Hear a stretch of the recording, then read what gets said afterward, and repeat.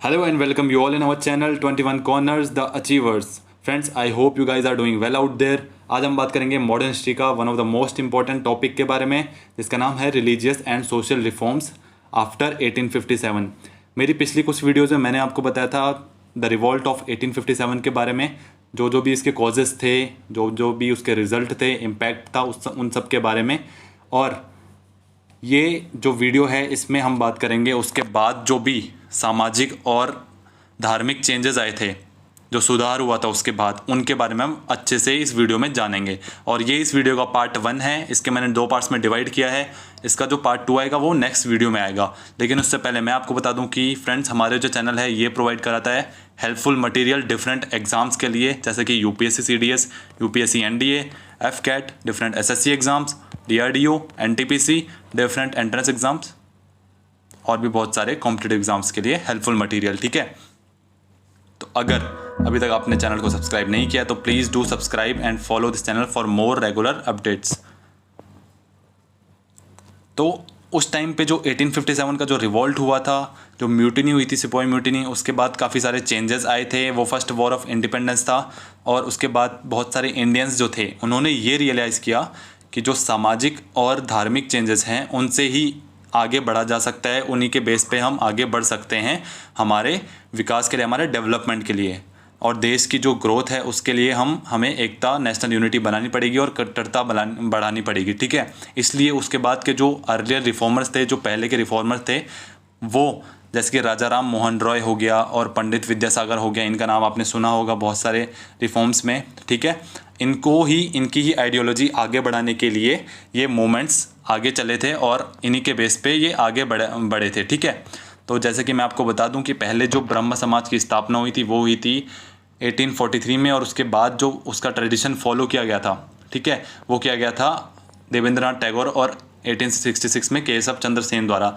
1843 में राजा राम मोहन ने ब्रह्म समाज की स्थापना की थी। बहुत सारे कॉम्पिटेटिव एग्जाम्स में इसका पूछा जाता है, इसके बारे में क्वेश्चन पूछते हैं कि ब्रह्म समाज की स्थापना किसने की और कब की थी। ठीक है, तो उसके बाद क्या हुआ था, देवेंद्रनाथ टैगोर ने आगे ये बढ़ाया था और उसके बाद केशव चंद्र सेन ने आगे ये बढ़ाया था। और उन्होंने ये माना था कि जो वैदिक स्क्रिप्चर्स हैं वो इनफेलेबल हैं। ये इस डॉक्ट्रिन, इसको उन्होंने रिजेक्ट कर दिया था। ठीक है, कि वो उनके बेस पे आगे, वो बिल्कुल एरर फ्री हैं और उनके बेस पे आगे नहीं बढ़ा जा सकता। ठीक है, और लेकिन ब्रह्म समाज ने एक एफर्ट बढ़ाया कि हिंदू रिलीजन, हिंदू धर्म को आगे बढ़ाने के लिए उनसे एब्यूज़ निकालनी पड़ेगी, to remove abuse and worship of one God. मतलब एक भगवान को ही मानना पड़ेगा, कि सबका जो भगवान होगा वो एक ही होगा। ठीक है, और उन्होंने ये भी फॉलो किया कि टीचिंग्स ऑफ वेदास एंड उपनिषद, जबकि ये जानते हुए कि वेस्टर्न थॉट को ये बेस्ट एस्पेक्ट दे सकते हैं, ये जानते हुए उन्होंने इस टीचिंग्स को आगे बढ़ाया था।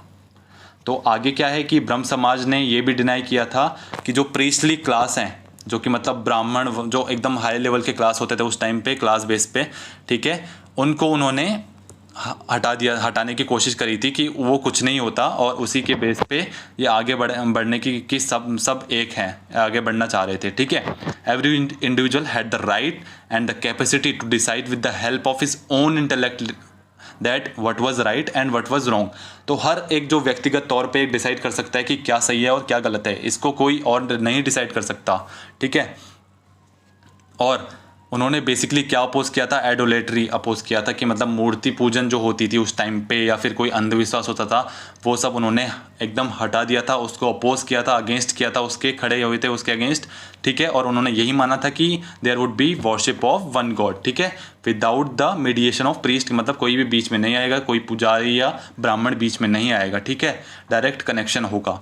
तो उसके बाद फिर क्या हुआ था कि ब्राह्मोस को है, उनको ग्रेट सोशल रिफॉर्मर्स माना गया इसी थिंकिंग के बेस पे, इन्हीं की आइडियोलॉजी के बेस पे। ये विचारधारा उनकी बहुत ज़्यादा फेमस हो रही थी उस टाइम पे। ठीक है, they actively opposed the caste system, क्योंकि उन्होंने कास्ट सिस्टम भी अपोज किया था बहुत ज़्यादा, और बाल विवाह, चाइल्ड मैरिज भी अपोज किया था।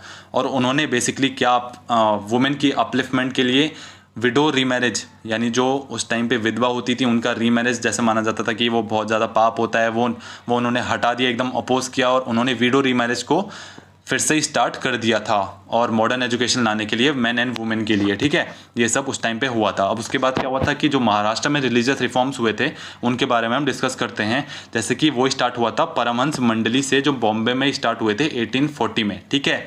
परमहंस मंडली का मेन जो एम था, वो मेन एम था कि जो आइडोलेट्री थी, मूर्ति पूजन, वो हटानी है। उसी के अपोज में थे वो। और जो कास्ट सिस्टम था कि मतलब जातिवाद के से भी वो अगेंस्ट थे, ठीक है। जातिवाद कुछ नहीं है उस टाइम पे, ये माना गया था, ठीक है।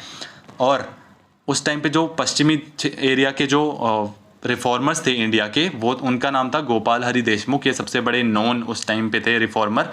और इनको एक नाम से जाना जाता था जिसका नाम है लोकाहितवादी।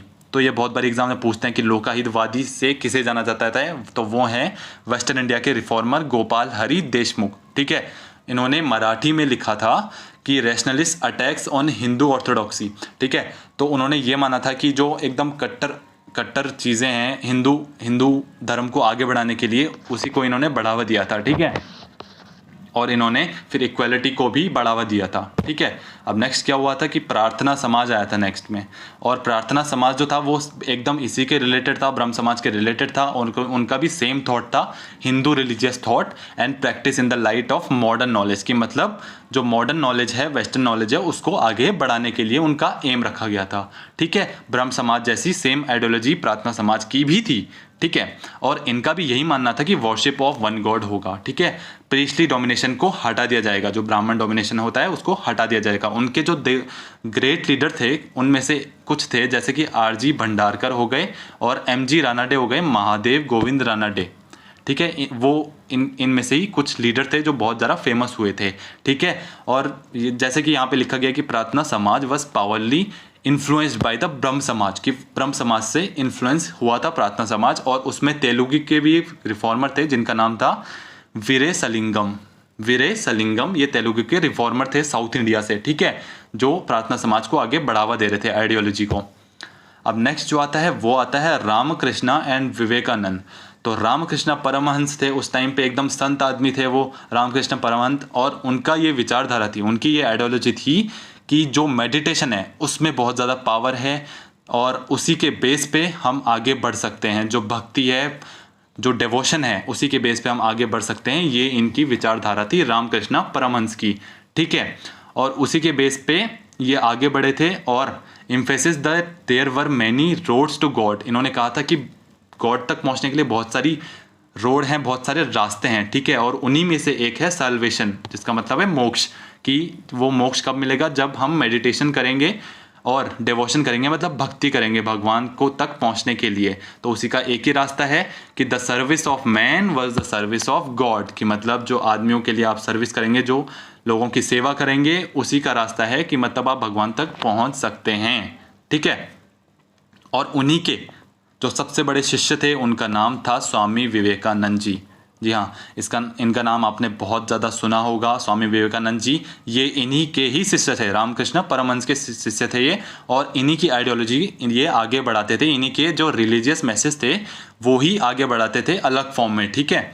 और उसके बाद स्वामी विवेकानंद जी ने क्या कहा था कि knowledge unaccompanied by the action in the actual world in which we lived was useless, कि मतलब ज्ञान के बिना जो हम इस दुनिया में रह रहे हैं वो एक्चुअल वर्ल्ड में रहने के लिए लायक कोई एकदम यूजलेस है, ज्ञान के बिना कुछ नहीं है, इन्होंने ये कहा था। और स्वामी विवेकानंद जी ने आगे भी ये कहा था कि for our own motherland is a junction of the two great system, Hinduism and Islam is the only hope. यही कहा था कि हमारी जो मदरलैंड है उसके लिए जो हिंदू और इस्लाम जो अलग अलग बटे हुए हैं, इन्हीं को एकदम साथ में लाने के लिए एक यही होप है और इसी बेस पे आगे बढ़ा जा सकता है, ठीक है।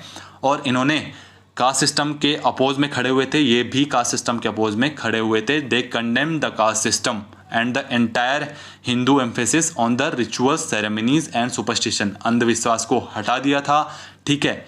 और एक इक्वालिटी लेके आना चाहते कि फ्री थिंकिंग लेके आना चाहते थे लोगों के अंदर, ठीक है। इक्वालिटी और लिबर्टी लेके आना चाहते थे लोगों के अंदर। ये विवेकानंद जी का इन्हीं पे मेन फोकस था, ठीक है। और इन्होंने ये भी कहा था कि so as long as the millions live in hunger and ignorance I hold every man a traitor. Who having been educated at their expense pays not the least need to them. इसका मतलब ये है कि मतलब जो भूख से मर रहा है उसको इग्नोर करते हुए जो पैसा कमा रहा है और वो तब भी आगे उन सब लोगों की सहायता नहीं करता, तो उसको मैं एक देशद्रोही मानता हूँ।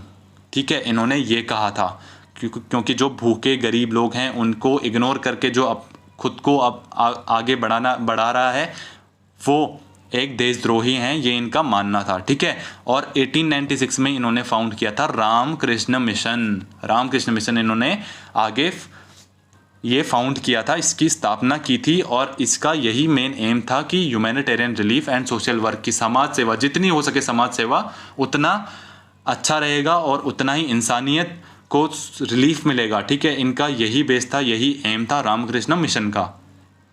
The mission had many branches in different parts of the country and carried on social service by opening schools, hospitals and dispensaries and libraries etc. तो उनका यही था, जो एम था कि वो जो देश के डिफरेंट अलग अलग हिस्से में इनके ब्रांचेस थे कि सोशल सर्विस समाज सेवा हम किसी भी तौर पर कर सकते हैं, कि मतलब स्कूल खोलने के तौर पे या हॉस्पिटल खोलने के तौर पे या किसी भी तौर पे, जो अनाथालय है या फिर लाइब्रेरी है वो खोलने के तौर पे हम समाज सेवा किसी भी वे में कर सकते हैं। बस यही मेन एम था उनका। ठीक है, अब नेक्स्ट जो है वो था आर्य समाज, मतलब स्वामी दयानंद जी के बारे में। तो आर्य समाज फाउंड हुआ था 1875 में और स्वामी दयानंद जी ने फाइंड किया था। ठीक है, ये बहुत बारी एग्जाम्स में पूछते हैं, ये बहुत बारी पूछते हैं एग्जाम्स में, जैसे कि आर्य समाज की स्थापना किसने की थी और कब की थी। ठीक है, तो कंफ्यूज मत होना स्वामी दयानंद सरस्वती जी के बीच में और स्वामी विवेकानंद जी के बीच में। ठीक है, Swami Dayanand believed that selfish and ignorance priest had perverted Hindu religion. तो इनका भी यही बिलीव था, इनका भी यही मानना था कि जो प्रीस्ट हैं, जो ब्राह्मण वगैरह लोग हैं, इन्होंने हिंदू रिलीजन को दबा दिया है। ठीक है, और खाली पुराण के बेस पे ये एकदम गलत शिक्षा देते थे लोगों को, उसी के बेस पे ये सिखाते थे, कुछ भी सिखाते थे लोगों को। और इनका यही मानना था कि ये जो ब्राह्मण लोग हैं ये भी एकदम हिंदू रिलीजन को दबा रहे हैं। ठीक है, इनका भी यही मानना था। तो Swami Dayanand rejected all later religious thought if it conflicted with the Vedas. ठीक है, वेदास के अगर वो वेदास के साथ लड़ाई कर रहे हैं तो वो सारे रिलीजियस थॉट इन्होंने रिजेक्ट कर दिए थे। ठीक है, ये भी वेदास को आगे बढ़ाना चाह रहे थे। ठीक है, और his total dependence on the Vedas and their infallibility gave his teachings on orthodox colouring. तो मतलब इनका पूरा टीचिंग जो था, इनका भी बिलीव था कि वेदा को आगे बढ़ा दिया जाए। और इनका एक बहुत बड़ा, इन्होंने ये भी कहा था कि गो बैक टू वेदास। ये बहुत बड़ा सेइंग है इनका, ये बहुत बड़ा एग्जाम में पूछते हैं कि किसने कहा था गो बैक टू वेदास, कि वेदास में वापस जाओ, ये इन्हीं ने कहा था। ठीक है, अब Swami Dayanand was oppose to idolatry ritual and priesthood. इनका भी वही मानना था कि मतलब जो मूर्ति पूजन है, जो प्रीस्टहुड है, उसको अगेंस्ट खड़े रहें और कास्ट सिस्टम जो है उसको भी उसके भी अगेंस्ट खड़े हुए और जाति सबको समान माने, एक ही समान माने। और यही मानना था कि जो हिंदुइज्म है उसको एकदम आगे बढ़ाए। ठीक है, और some of Swami Dayanand followers later started a network of school and colleges in the country to impart education on western line. तो कुछ उनके जो फॉलोअर थे स्वामी दयानंद जी के, उन्होंने बाद में क्या किया कि एक नेटवर्क बना दिया स्कूल और कॉलेजेस का अलग अलग जगह में देश में, कि जो वेस्टर्न एजुकेशन, जो मॉडर्न एजुकेशन है उसको बढ़ावा दें। और उन्हीं में से एक थे लाला हंसराज जी। लाला हंसराज जी उन्होंने बहुत मेजर रोल खेला था इसमें। ठीक है, मेजर पार्ट था इनका। ठीक है, ऑन द अदर हैंड 1902 में Swami Shraddhanand started the gurukul near Haridwar to propagate the most traditional ideas of education. तो स्वामी श्रद्धानंद जी ने 1902 में 1902 में हरिद्वार में भी एक गुरुकुल खोला था और उनका भी यही मोटिव था कि जो सबसे ट्रेडिशनल वे है एजुकेशन का, शिक्षा का जो सबसे एकदम उच्च वो है तरीका है, उसी को वो बढ़ावा देंगे। ठीक है, अब जो नेक्स्ट है उसके बारे में है थियोसॉफिकल सोसाइटी। ये भी बहुत बारी एग्जाम में पूछते हैं कि थियोसॉफिकल सोसाइटी किसने फाउंड की थी। ठीक है, तो इसका आंसर है मैडम HP बालवात्स्की। ठीक है, और कर्नल HS ओलकॉट। ठीक है, और इन्होंने कहाँ फाउंड की थी? ये की थी US में। बेसिकली थियोसॉफिकल सोसाइटी का मतलब ये है कि मतलब जो भगवान की तरफ आगे बढ़ें, कि मतलब जो आगे एकदम जो पहले के जो बिलीफ थे, जैसे कि मैंने आपको बताया कि स्वामी विवेकानंद जी, स्वामी दयानंद जी, उनका यही बिलीफ था कि भगवान पे बिलीव करें और एक ही भगवान को माने, ये बेसिकली उसी पे फोकस किया गया था। और बाद में क्या हुआ कि ये लेटर केम टू इंडिया, कि मतलब इंडिया में भी आ गया था ये। And founded the headquarters of society at Adyar near Madras, ठीक है, अद्यार नियर मद्रास में इसका हेडक्वार्टर बनाया गया था 1886 में, ठीक है। The theosophist movement soon grow in India as a result of leadership given to Mrs Annie Besant. तो उसकी लीडरशिप नेतृत्व किसने किया था बाद में? मिसेस एनी बेसेंट ने। एनी बेसेंट जो हमारी इंडियन नेशनल कांग्रेस से भी रिलेटेड है, इंडियन नेशनल कांग्रेस की ये पहली वुमेन प्रेसिडेंट रह चुकी हैं, ठीक है। वो उन्होंने इसका नेतृत्व किया था इंडिया में आगे, ठीक है। The theosophist advocated the revival and strengthening of ancient religion. इनका भी यही मानना था कि जो एंशियंट रिलीजन है, जैसे कि हिंदुइज्म है, उस टाइम पे जोरास्ट्रियन भी एक धर्म हुआ करता था, बुद्धिज्म, जोरास्ट्रियन मतलब क्रिश्चियन, वही उसका एक अलग रूप था, ठीक है। उसको बढ़ावा देने के लिए इन्होंने आगे ये मूवमेंट लॉन्च किया था, ठीक है।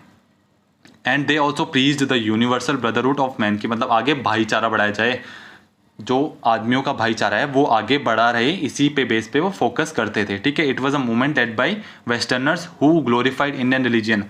हाँ, तो वही था कि मतलब जो वेस्टर्न से जो लीडर आए थे, उन्होंने जो मूवमेंट लॉन्च किया था, जैसे यूएस में मैंने आपको बताया कि लॉन्च किया था, वो फिर इंडिया में आया था और सेम उन्होंने ग्लोरीफाई किया था, आगे बढ़ाया था इंडिया को, ठीक है। इंडिया के रिलीजन को, इंडिया के ट्रेडिशन को आगे बढ़ाया था। तो आगे क्या हुआ था कि theosophical movement helped Indians to recover their self confidence. उनका सेल्फ कॉन्फिडेंस आया था इंडियंस में, बहुत ज़्यादा सेल्फ कॉन्फिडेंस आ गया था इंडियंस में, और it tended to give them a sense of false pride in their past greatness.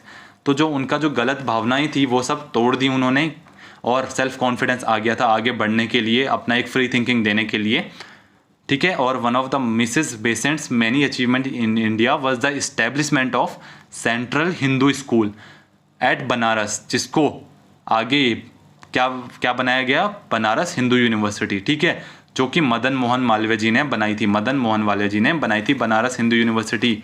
ये एनी बेसेंट जी ने इनका फाउंडेशन किया था। पहले इनका नाम था सेंट्रल हिंदू स्कूल, जो बनारस में था, और बाद में बनारस हिंदू यूनिवर्सिटी इसका नाम पड़ा था। आपने इसका तो सुना ही होगा इसके बारे में, ठीक है, जो कि मदन मोहन मालवीय जी ने बनाया था बाद में। ये भी बहुत बड़ी एग्जाम में पूछते हैं कि मदन मोहन मालवीय जी ने कौन सी यूनिवर्सिटी बनाई थी, या फिर बनारस हिंदू यूनिवर्सिटी किसने बनाई थी। तो ये सब था आज के लेक्चर में। Please do like, share and subscribe 21 corners the achievers. इसका अगला पार्ट मैं आपको नेक्स्ट वीडियो में लेकर आऊँगा। ओके, तो जय हिंद एंड थैंक यू।